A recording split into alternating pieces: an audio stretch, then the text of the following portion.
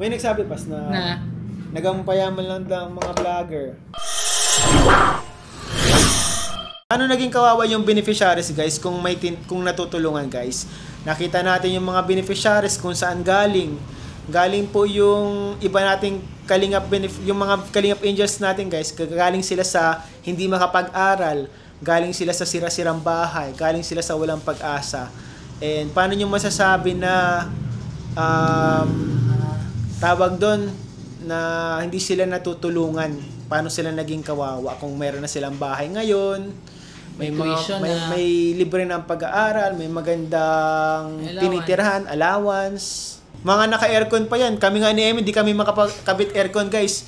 Isipin nyo yan guys, ang tagal-tagal ko na nagbablog, hindi kami makapakabit aircon ni Emmy. Hanggang ngayon. Hindi kami makapakabit aircon, wala kaming sariling bahay.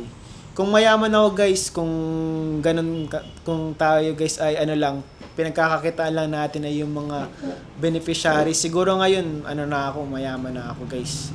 Pero hindi totoo yun guys. And kung may matanggap naman pati na tawag doon na blessings yung mga vlogger, is naman yun guys. Deserve nila yun guys.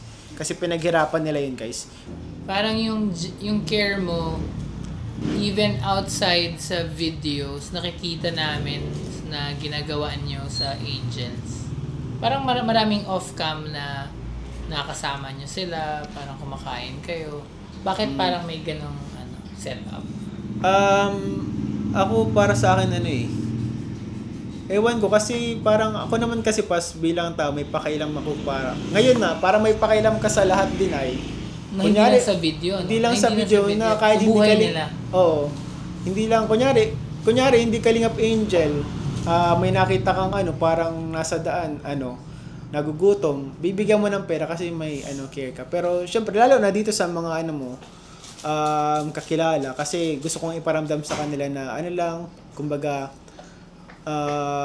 friend din nila kami. Nice. And syempre kung may mga hindi sila gustong masabi, may mga hindi sila nasasabi on cam, pwede nilang sabihin sa amin off cam. So, kumbaga, makashare sila off cam ng kanilang so, yan yung parang ibang explanation na hindi lang for the content to, kundi parang yung care ni Kalingap Rab kahit offline, ikaw rin yung care mo sa kanila. Hindi lang dun sa video nagtatapos, kundi sa talaga. Actually, mas madami yung mga usap namin offline bibigay ng advices. Kami tinutulungan namin sila sa mga decision nila.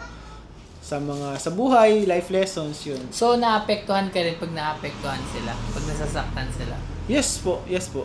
Parang kunyari, may mga bashing, di man nila. Congrats kay Kuya Jens. Grabe si Kuya Jens. Ano masasabi mo doon? Sobrang ganda nung proposal.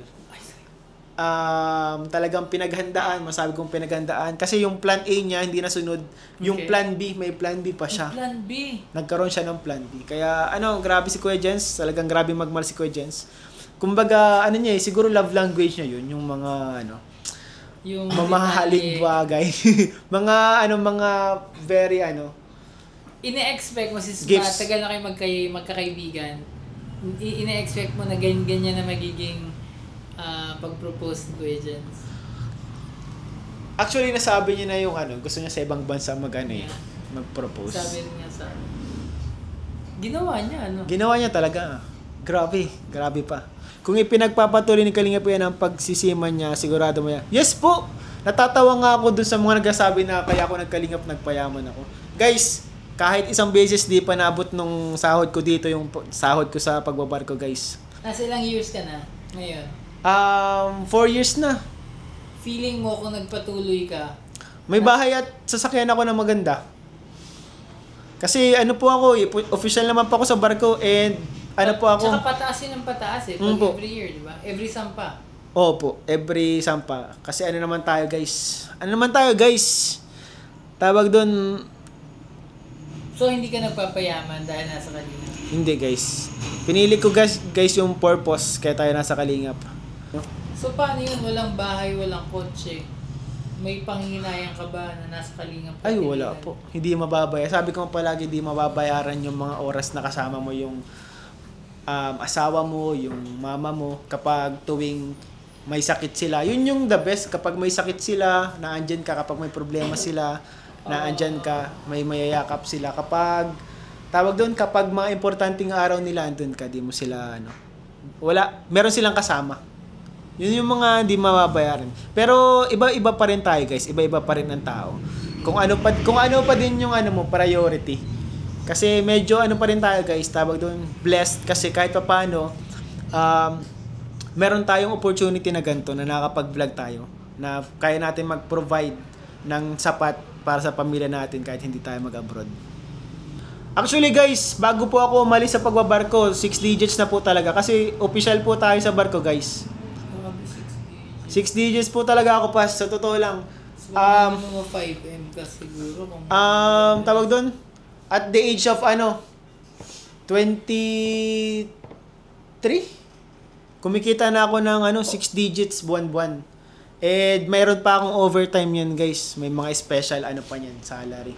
Special bonuses. Kaya mo pala magbigay ng sing-sing buwan-buwan. Dati yun. Yung diamond. Kaso ang nangyari sa akin, 4,000 lang yung naibigay ko. Nag-propose ako, pas. Ang laman lang talaga ng bangko ko. Lahat, as in lahat ng kayamanan ko sa mundo, 10,000 lang. 10,000 lang pera ko. Pero dati sanay ka ng marami, di ba? Oo, sanay ako ng marami. Pinamimigay ko lang yun. Hindi, tsaka throwback. Hindi lang yun ang backstory mo eh. Di ba parang part nung ipon at income mo, tinutulong mo sa kapatid nun eh. Di ba? Parang naging topic natin. Ay, nasa Kalingap ako yun, pas. Ayan, diba? Sa Kalingap mo. Yung yung... nung sa Kalingap na yun? Kalingap na yun, pas. Galing, grabe. Jomjoy na lang kasi sila naman ang magjowa in real life. Guys, never po naging totoo yan. Naitanong mo na yan kay Joy. Oo, pas. Talagang wala. Kay Joy, nakikita ko din pati. Oo. Di ka naman mayaman dito sa mundo, mayaman ka naman sa pagmamahal. Yes po. Yeah. Actually guys, natutuwa ako pas kasi kumbaga, kapag birthday ko, kunyari, wala man akong mga wala akong mga sponsor. Kunyari, wala akong magpapakain dahil birthday ko. Walang mabigay ng mga regalo dahil birthday ko. Pero, ang nagbibigay sa akin ng mga regalo, yung mga tao nasa paligid ko. Kaya, blessed ako sa ko dahil yung mga taong nakakasama ko, nakasalamuha ko, yun yung mga nagmamahal din talaga. Nakikita ko nagbibigay sila ng gifts. Sila yung mga nagbibigay ng gifts. Manood lang sila, masaya na ako kasi. Pero di mo rin may pagpapalit yung mga na-experience mo ng 4 years sa Kalingap. Kasi parang ang daming nangyari din eh. Daming nangyari, guys. Hindi guys. yung kayang ulitin eh. Di kayang ulitin, oo. Kahit planuhin mo, di kayang Ang ganda ng experience ko sa Kalingap. Ang dami mo naging trabaho, naging artista, ngayon naging direktor. Direktor ka ba? Lakas sa Grabe. channel.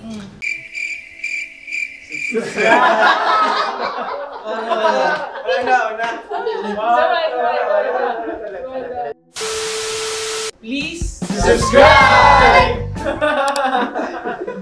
YouTuber. Salamat po sa inyo. Thank you.